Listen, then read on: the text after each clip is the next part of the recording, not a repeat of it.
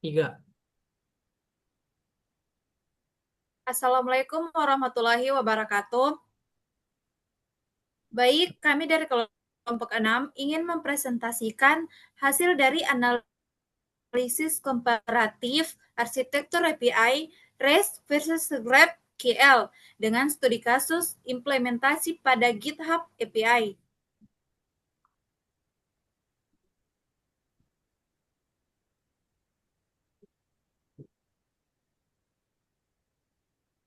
Sebelum saya lanjut, di sini ada nama-nama anggota kelompok 6.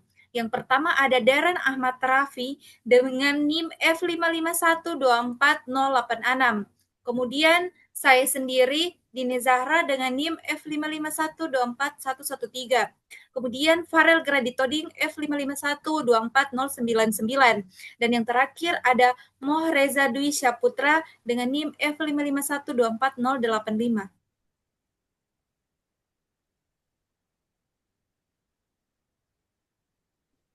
Nah, di sini ada evolusi arsitektur. Nah, di sini saya akan menjelaskan tentang evolusi arsitektur dan dominasi REST. Evolusi arsitektur itu dia pergeseran dari monolitik ke microservices yang menuntut komunikasi data yang lebih efisien. Kemudian ada dominasi REST. Dominasi REST yang telah menjadi standar de facto, namun memiliki keterbatasan fundamental pada aplikasi modern. Nah, di sini juga ada masalah utama pada REST. Masalah utama pada REST ini ada dua. Yang pertama, overfetching dan underfetching. Overfetching ini dia mengambil data yang lebih dari yang dibutuhkan oleh klien. Nah, sedangkan underfetching ini dia kita perlu banyak permintaan untuk mendapatkan data yang terkait yang menyebabkan masalah atau latensi N+1 query. Kemudian lahirnya GraphQL. Lahirnya GraphQL ini dikembangkan oleh Facebook yang sebagai solusi untuk memberikan fleksibilitas atau pengambilan data pada klien atau silent driven.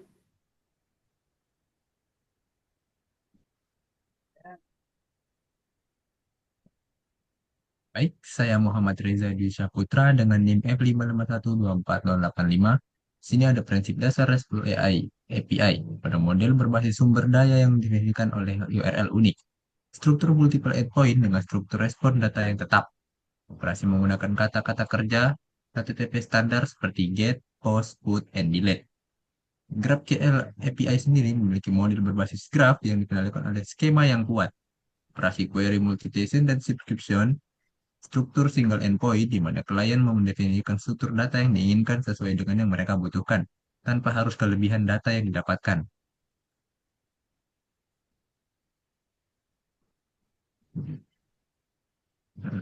GitHub API Nested Follower. Skenario mengambil 10 follower dari seorang pengguna, beserta 10 follower dari masing-masing follower tersebut.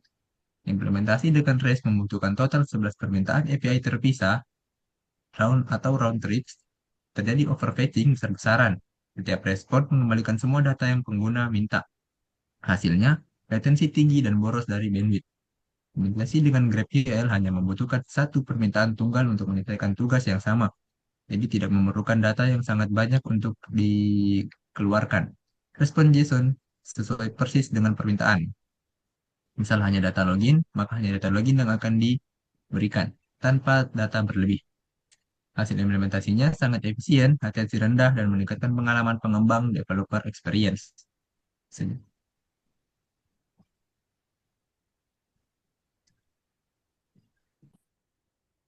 Ya, perkenalkan, saya Farel Garditoding dengan NIM F551240099. Ya, di sini saya akan menjelaskan analisis komparatif mengenai efisiensi dan pemeliharaan over under fetching. Yang dimana yang pertama itu mengenai REST. REST ini dia sering terjadi overfetching, yaitu dapat data berlebih, atau underfetching, datanya itu kurang. Dikarenakan struktur responnya dari REST tersebut ini dia kaku dan dia tergantung endpoint. Nah, contohnya itu seperti kalau kita membutuhkan dua jenis data, kita harus memanggil dua endpoint yang terpisah.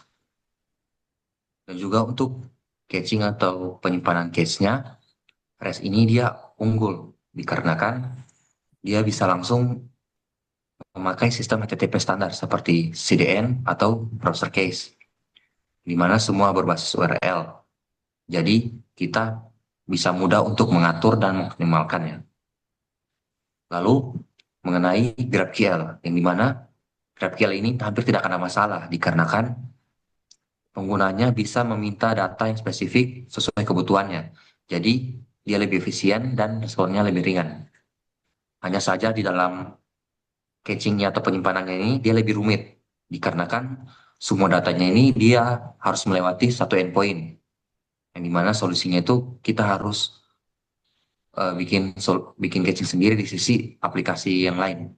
Misalnya kita harus memakai ID-nya atau struktur query.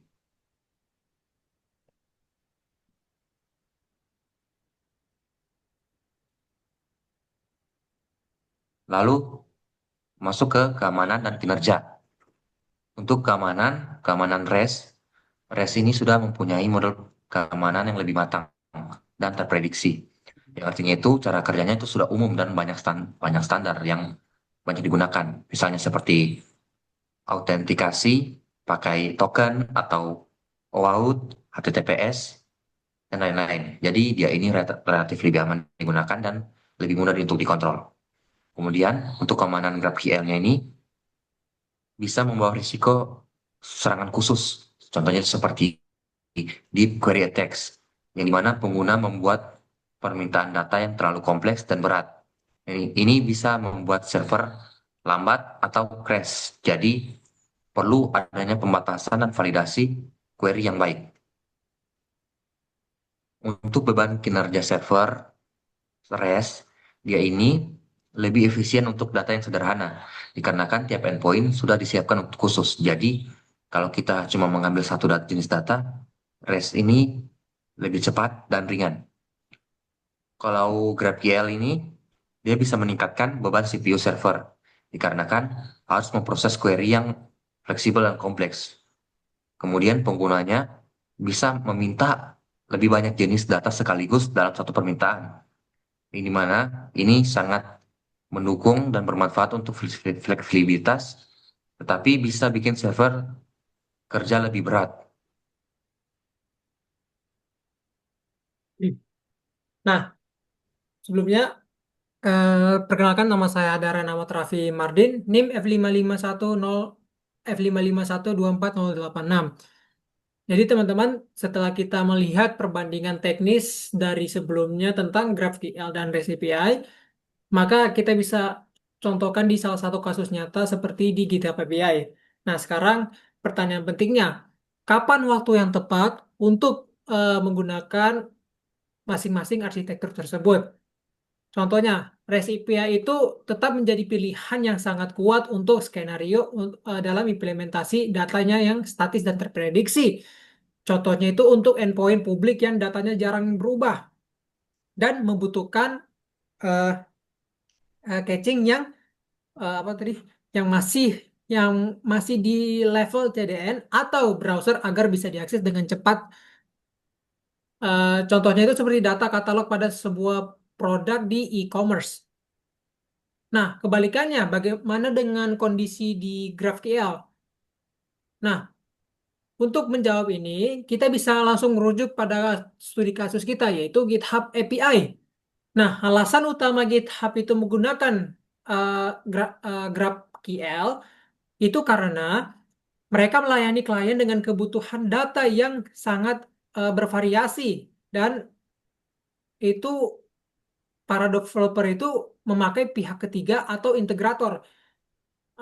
Ya, bisa kita bayangkan bahwa ada developer yang hanya membutuhkan nama repository, tapi ada juga yang butuh data yang saling terkait seperti daftar commit, sama juga berserta nama kontributornya, atau bahkan data follower yang bersarang seperti yang kita bahas di slide 5 sebelumnya.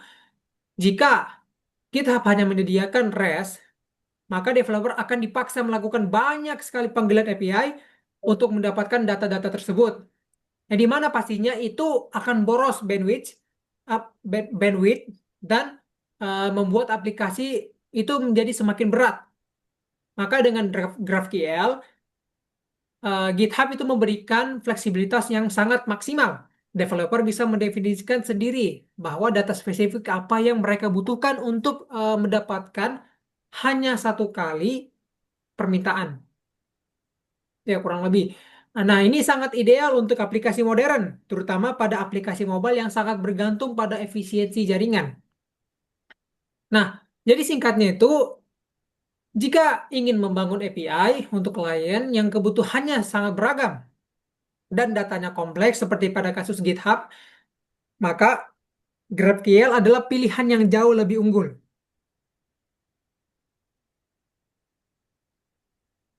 Oleh karena itu, kesimpulan yang bisa kita ambil adalah poin utamanya itu tidak ada arsitektur yang menang mutlak istilahnya. Keputusan memilih adalah keputusan memilih itu tergantung dari kita sendiri atau kesederhanaan atau catching melawan fleksibilitas dan efisiensi data.